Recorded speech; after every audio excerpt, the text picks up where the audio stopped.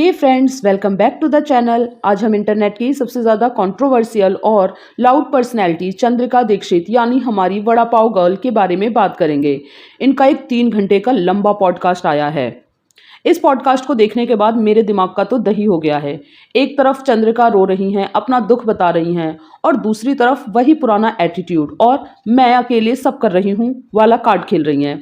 आज हम इस पॉडकास्ट की एक एक बारीकी को पकड़ेंगे और देखेंगे कि चंद्रिका कहाँ सच बोल रही हैं और कहाँ वो सिर्फ सिंपैथी कार्ड खेल रही हैं, लोगों को बेवकूफ़ बना रही हैं। अगर आपको लगता है कि ये सिर्फ एक सैड स्टोरी है तो वीडियो एंड तक देखना, क्योंकि पिक्चर अभी बाकी है मेरे दोस्त। पहली बात करते हैं उनकी पर्सनल लाइफ की। चंद्रिका ने कहा कि उनका पति उन्हें करवा चौथ वाले दिन छोड़ गया और उनका अफेयर चल रहा था। ओके, अगर ये सच है तो एज ए ह्यूमन हमें बुरा लगता है, किसी भी औरत के लिए ये दुख की बात है। लेकिन चंद्रिका जी, आपने खुद कहा कि आपकी सास अभी भी आपके साथ रहती हैं। अगर आपका पति इतना बुरा था तो उनकी माँ आपके साथ क्यों है? और अगर वो साथ हैं तो क्या ये सोशल मीडिया पर आकर आर जैसे गंदे शब्द यूज करना जरूरी था? आप कहती हैं कि आपने हर जिम्मेदारी निभाई, तो क्या सोशल मीडिया पर अपने घर की इज्जत उठाना भी उस जिम्मेदारी का हिस्सा है? एक तरफ आप कहती हैं मैं वो लड़की नहीं जो बैठ के रोएगी, और दूसरी तरफ पूरे 3 घंटे के पॉडकास्ट में आपने सिर्फ रोना और शिकायत ही की है। इसे कहते हैं हिपोक्रेसी लेवल 100। अब आते हैं उस पार्ट पर जहां पर होस्ट पूछता है उनसे कि जो वीडियो उनकी उस मिस्ट्री मैन के साथ आ रही है वो सिर्फ कंटेंट था या फिर अपने हस्बैंड को हर्ट करने का एक तरीका। अब आते हैं सबसे बड़े मुद्दे पर। याद है ना वो वायरल वीडियोस जहां चंद्रिका थोड़ा एक्स्ट्रा फ्रेंडली दिख रही हैं? होस्ट ने जब पूछा कि क्या वो वीडियोस कंटेंट के लिए थी या पति को चिढ़ाने के लिए, तो चंद्रिका का जवाब सुनिए।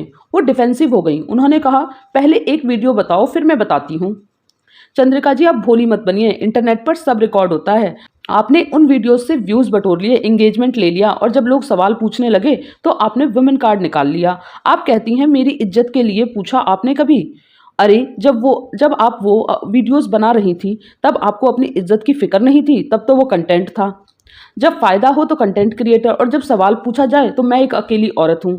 ये जो कन्वीनियंस की विक्टिम बनने वाला गेम है ना, ये अब जनता समझ रही है। आपने खुद अपनी पर्सनल लाइफ को एक सर्कस बना दिया है, तो अब लोगों से मत पूछिए कि वो तमाशा क्यों देख रहे हैं। अब बात करते हैं उनके सबसे बड़े हथियार की। मैं 11 घंटे धूप में काम करती हूँ। उन्होंने रोस्टर्स को चैलेंज किया कि आओ मेरे साथ रोड पे खड़े होकर वड़ा पाव तलो।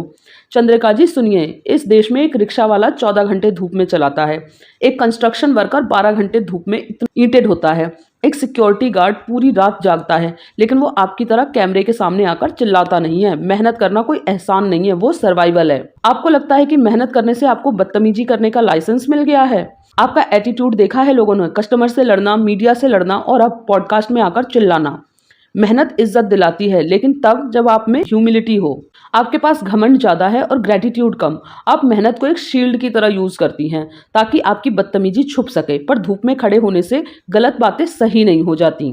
She says she doesn't want to be a बेचारा, but then talks about starving for 1 रोटी। ये पॉइंट बहुत इंटरेस्टिंग है। चंद्रिका कहती हैं मुझे बेचारा तो बिल्कुल नहीं बनना, लेकिन अगले ही पल वो पुरानी बातें निकाल लेती हैं कि कैसे वो एक रोटी के लिए तरसी हैं।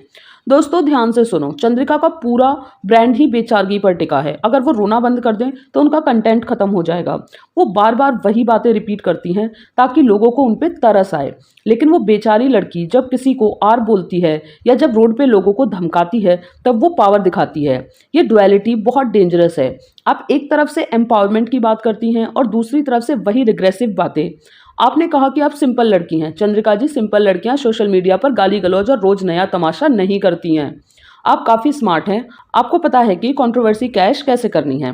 पॉडकास्ट के एंड में उन्होंने थोड़ा ज्ञान देने की कोशिश की। उन्होंने कहा कि लाइब्रेरी में हर तरह की किताब मिलती है, ज्ञान भी और क्रूरता भी। ये काफ़ी इंटेलेक्चुअल बनने की कोशिश थी। लेकिन चंद्रिका जी, आपने बात तब क्यों नहीं सोची जब आप अपने वायरल वीडियोज़ में क्रूरता और बदतमीजी दिखा रही थी? ज्ञान तो सबके पास है, लेकिन उसे अप्लाई करना मुश्किल होता है।